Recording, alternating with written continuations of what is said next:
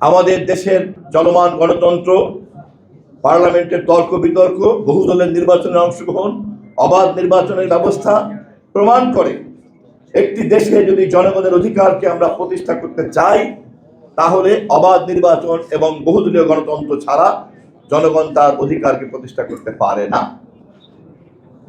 স্বাধীনতার যুদ্ধের চেতনা এবং রক্তের মূল্য নির্ভর করে স্বাধীন বাংলাদেশে গণতন্ত্র আমরা কতটা চর্চা করতে পেরেছি, কতটা পারে নাই।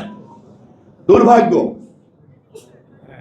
স্বাধীন বাংলাদেশের প্রথম শাসক 70-এর নির্বাচনে বিজয়ী দল তারা 1975 এসে সমস্ত রাজনৈতিক অধিকার বাতিল করে একদলীয় শাসন জারি করল।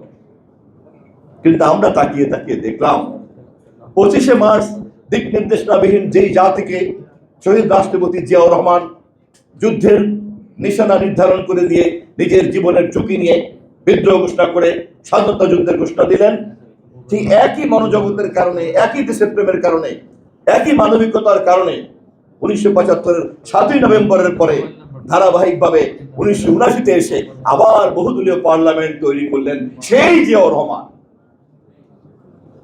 এখানেই প্রমাণ হয় দেশপ্রেমের চেতনার মধ্যে নিহিত থাকে শুধু যুদ্ধ নয়, তার মধ্যে নিহিত থাকে সকল মানুষের মতার অধিকারকে প্রতিষ্ঠা করার গণতান্ত্রিক চেতনা। একজন রাজনৈতিক নেতার যা কাজ ছিল সেই রাজনৈতিক নেতারা তা করে নাই, কিন্তু একজন সামরিক কর্মকর্তা তিনি যেমন যুদ্ধের ঘোষণা দিয়েছেন দেশপ্রেমে, ঠিক তেমনি 1979-তেই সকল দলকে সাথে নিয়ে একটি নির্বাচিত পার্লামেন্ট আবার উপহার দিলেন বহুদলীয় গণতন্ত্র। এবং ইতিহাসের খুবই একটা পরিহাস, সেই পার্লামেন্টেই আমরা আবিষ্কার করলাম যেই আওয়ামী লীগ বিলুপ্ত হয়ে গিয়েছিল বাকশালে, সেই আওয়ামী লীগই নতুন করে আবার পার্লামেন্টে হাজির হলো প্রধান বিরোধী দল হিসাবে। একদিকে ছিল সব দলকে নির্মূল করে একদল করা, আর একদিকে স্বাধীনতা যুদ্ধের ঘোষক সব দলকে, এমনকি পরাজিত পলাতক আওয়ামী লীগকেও পর্যন্ত সেই পার্লামেন্ট।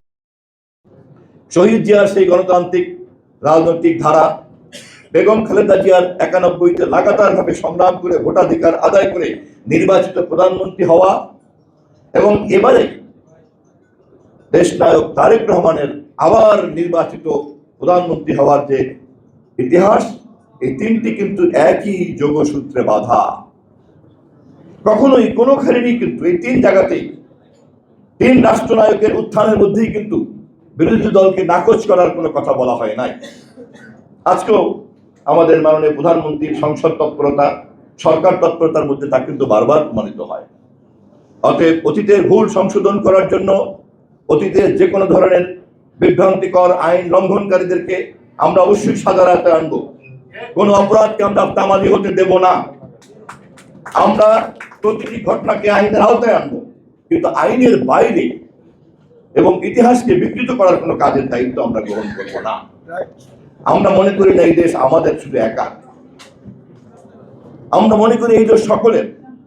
এবং সেই কারণে আমাদেরকে খুব দুর্ভাগ্যের সঙ্গে তাকিয়ে তাকিয়ে দেখতে হয়, আমরা যখন এই সকলে মিলে দেশ গড়ার কথা বলি এবং একই সঙ্গে আইনের শাসনের কথা বলি, তখন বেগম খালেদা জিয়ার পার্লামেন্টের আমলে দেখলাম আমাদের দিকে অঙ্গুলি নির্দেশ করে যারা স্বাধীনতা বিরোধী বলে চিহ্নিত করেছিলেন, আজ তারাই আমাদের কাছে যোগাযোগ করছেন। এই কারণে মুক্তিযুদ্ধের চেতনা, স্বাধীনতার চেতনা আপনারা ছাড়া আর কেউ রক্ষা করতে পারবে না। খুবই পরিহাস।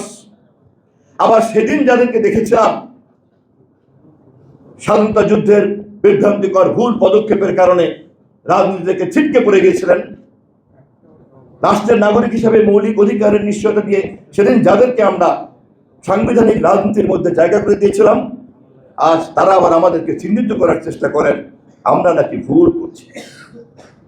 পরিষ্কারভাবে বলে দিতে চাই, শহীদ রাষ্ট্রপতির মুক্তিযুদ্ধের, স্বাধীনতা যুদ্ধের ঘোষণা, বিদ্রোহ, 7ই নভেম্বরে তার বিপ্লব ও সংহতি দিবসের ডাক, 79-তে তার বহুদলীয় পার্লামেন্ট নির্বাচন, 91-তে বেগম খালেদা জিয়ার আন্দোলন সংগ্রামের মধ্য দিয়ে জাতীয় সংসদে প্রধানমন্ত্রী নির্বাচিত হওয়া, দীর্ঘ 17 বছরের প্রবাস জীবনকে অতিক্রান্ত করে দেশনায়ক তারেক রহমানের গত 12ই ফেব্রুয়ারি নির্বাচনে আবার প্রধানমন্ত্রী হওয়া, এই সব কিছুর মধ্যে নিহিত আছে এই দেশের মালিক সকলের এবং সকল মালিকের এবং সকল দলের গণতান্ত্রিক সাংবিধানিক অধিকার নিশ্চিত করার একমাত্র দক্ষতা এবং যোগ্যতা রাখে বিএনপি, বাংলাদেশ জাতীয়তাবাদী দল।